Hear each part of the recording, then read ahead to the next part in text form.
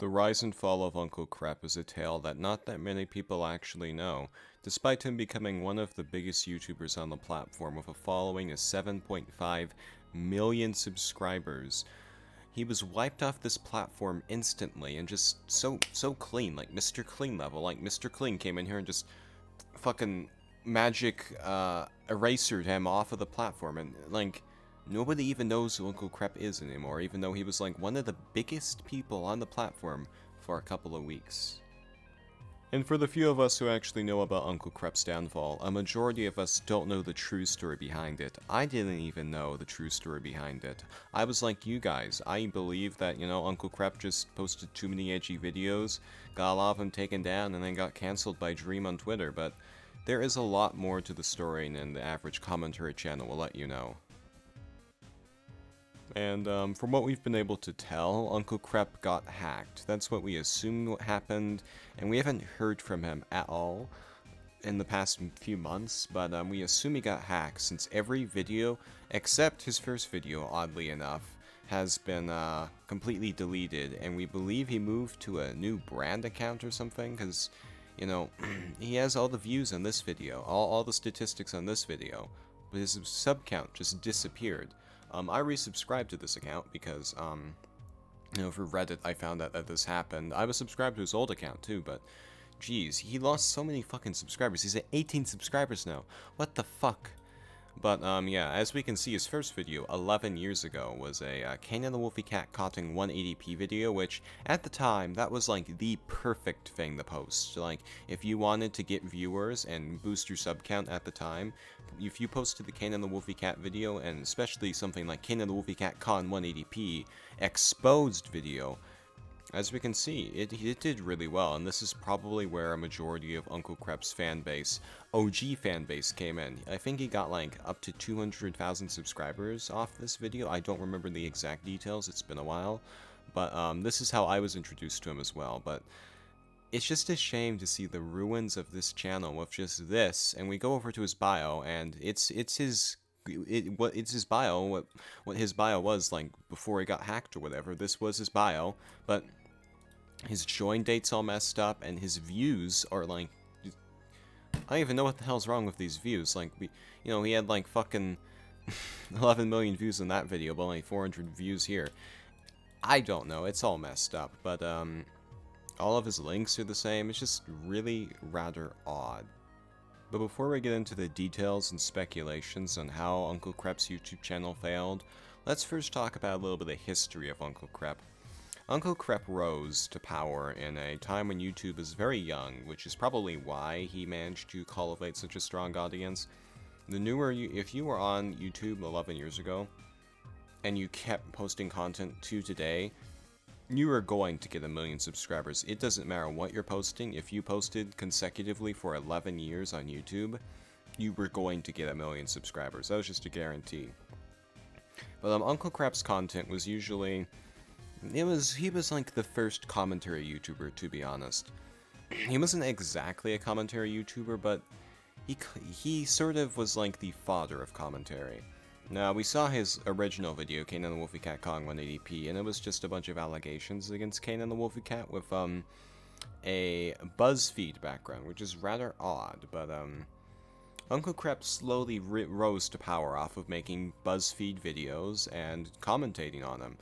He was ahead of his time for sure. Now, later on, commentary would be more perfected with gameplay footage in the background instead of BuzzFeed, but at the time, BuzzFeed was pretty good, and it's a lot easier to run BuzzFeed than a AAA title like we do nowadays in commentary. You see, I make commentary with AAA titles, but Uncle Crep basically is my main inspiration for making content, and he'd occasionally make, videos like one of his most famous ones, moan.mp41, which was his most viewed video. I think it had 400 million views. It was really big, and at around that time, he spiked from his, 200,000 subscribers he had in his early days, because he did get, 200,000 subscribers on his first video, but he sort of remained at that for, I think, 4 years. He only got to 250, but moan.mp41 rocketed him to 2 million subscribers back in around, I think, 2014 or something. I can't remember, I'm not a fucking mathematician, but around 2014 he got to around 2 million subscribers off of moan.mp41. It was a revolutionary idea that would later probably inspire the YouTube kids animation community to make videos like Among Us Cupson butt slap animation. Moan.mp41 and Kane and the Wolfie Cat Caught in 180p, these videos inspired so many other channels and subgenres and just so much.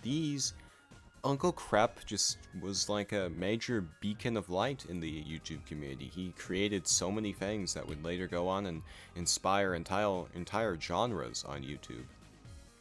And towards the recent years, Uncle Crep's sub count started to slowly steady out at about 7 million. His content slowly shifted to just sort of edgy commentaries and just making fun of TikTokers, which, you know, pretty low. His channel went from like this highly respected YouTube channel everybody would look in and go, that's a man we can respect and copy his content, to just sort of like an edgy TikTok abuser. And, you know, while that is kind of popular, a majority of his original audience, which came from Moan MP41,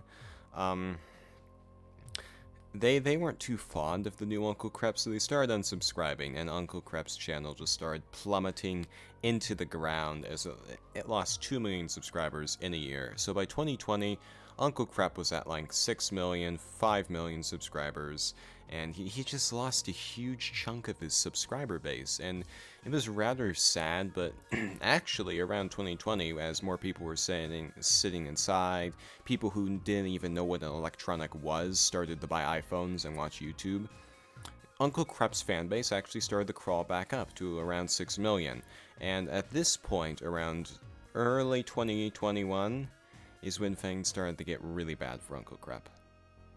And around this time, Uncle Crep uploaded his final video to YouTube. Cody Co is a hypocrite. And what we're looking at right now is a re-upload of that video with only 30 views. You know, probably the only reason it hasn't been taken down. But this was Uncle Crep's final video, and this gives us a taste for Uncle Crep's videos. Now, I'm sure someone somewhere downloaded Uncle Crep videos or, you know, has screenshots, but I don't have any screenshots from them. I didn't think to screenshot. You know, if I screenshot every YouTube channel that's around, I'm sure I could make money selling those screenshots to commentary channels, but you know, I just never thought to screenshot Uncle Crep's YouTube channel. I just never thought that, you know, Uncle Crep would, this would happen, but this is just a taste of what his content was. Sniper wolf. Of course her fucking house is gonna be, you know, gigantic house in the hills made out of white marble. The whole thing. Of course. Why else? What else would you expect, right? As we can see, he's heavily Cody relying Co on other typically people live to a do his quiet editing. life in the trendy LA neighborhood of Venice Beach. Purchase of their very first home, a $3.8 million architectural compound. And as we can see there, that was Uncle Crep's content. You know, at this point, I think his channel had kind of milked everything it stood for. I think he stood a chance to become bigger and continue with his 6 million subs. You know, maybe if he evolved, but at this point, he was really milking the edgy, edginess. This isn't even an edgy video of his. I think he was trying to go more family friendly. You know, for like a 7 million sub channel, he probably wasn't making too much money because all of his videos were super edgy. Like, you know, one video he like killed a man and it was like hashtag killing people in the hood prank. It was pretty edgy videos. But so we can see towards his end, he started making less edgy videos and just started making fun of people. But as we can see, his final video was aimed at Cody Co. And there are a lot of reasons in play for why Uncle Crep lost all of his subscribers and got his entire channel nuked. And there's also a lot of speculation. Now, we know some major controversies that happened, and we know that he was cancelled by Dream, which sent him into a downworld alcoholic spiral, but we don't know exactly why his channel was just nuked of every single video except one. And we also don't know why he just disappeared, and there's a lot of speculation about that. Some people like to believe the Cody Co theory, which is that, you know, since Uncle Crep made fun of Cody Co went sicko mode and killed him and then fucked with his channel, which it's very likely, since, you know, when a big YouTube channel makes fun of another big YouTube channel, that can piss people off, especially when what the big channel making fun of the other big channel is slightly bigger than the big channel it's making fun of. Like Uncle Crep had 6 million subscribers and Cody Co only has 5 million subscribers, which, basically just, that's, it doesn't feel good to be Cody Co. You have the slightly bigger YouTube channel making fun of you. If you have a small YouTube channel making fun of a big YouTube channel, nobody cares. And if you have a big YouTube channel over 1 million subs making fun of an under 1 million subs YouTube channel, that's just free publicity for the under 1 million sub YouTube channel. But in this situation, Cody Co was probably, he's probably about to pull a quiet kid at the move Uncle Crep had pulled. And even though it wasn't one of Uncle Crep's usual edgy videos, it was probably edgy enough in Cody Co's eyes to kill Uncle Crep. But that is some theories behind why Uncle Crep's channel was completely nuked. But there is some facts behind Uncle Crep's downfall. And the major fact is, well, there were some allegations that were rolled out against Uncle Crep. And funny enough, a lot of these allegations were very similar to the allegations he threw at the Canon the Wolfie Cat channel 11 years ago, which it's kind of odd that, he started his career making fun of this person for doing these things, and then eventually it went full circle and he started doing the things. One of the major things that was actually proven is it was proven that Uncle Crep was a gang member, and he had gang affiliation with the gang, the New Montana Creps. And being a part of the New Montana Creps while also trying to be a YouTuber who, appealed to teenagers, it wasn't a good look for him. Gang affiliation in YouTube is never good, but he had affiliation with the New Montana Creps, and that is just taking it too far. I'm just gonna say it right now.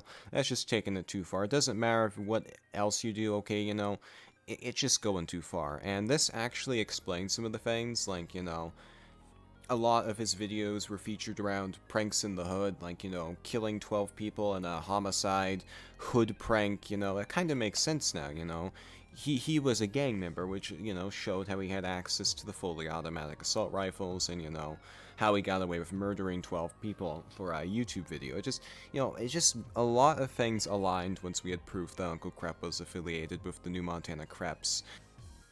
And after that, we really don't know what happened to Uncle Crep's YouTube channel.